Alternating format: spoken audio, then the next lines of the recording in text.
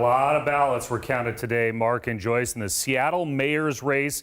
It has tightened up. Let's show you the numbers. These are the ballots that were counted today, and there has been a late shift towards the Seattle City Council president, Lorena González. She has closed the gap that was opened up on election night. She's now sitting at 31.42%. Bruce Harrell, the former colleague of hers, the former Seattle City Council president himself, is still at 35%. The top two, they will be the top two advancing to the November election. Let's look at King County Council Seat 3, that is Northeast King County, and Kathy Lambert, she appears to have a race on her hands in November. She's been in that seat nearly 20 years. It looks like roughly 60% of the electorate is saying someone else should hold the seat. That is a terrible number at 41% for an incumbent.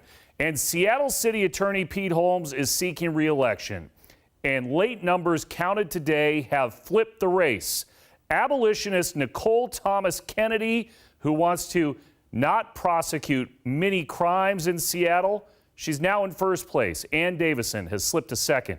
But Pete Holmes, the incumbent, is in third, and with few votes left to count. 175,000 of the 207,000 ballots cast in Seattle have been counted, meaning he may not make it out of the primary.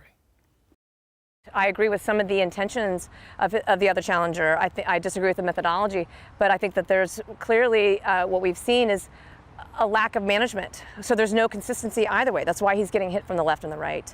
There is over-prosecution of people of color. There is under-prosecution of people who are what they call in the quote-unquote revolving door cycle. We do see mismanagement on the civil side. We have a budget that's doubled in 10 years, but yet fewer prosecution. One other race changed, the race to fill González's seat on the Seattle City Council. Sarah Nelson had a big lead on election night, but it is now narrowed considerably. Nikita Oliver now trails Nelson by less than a point after the ballots counted today.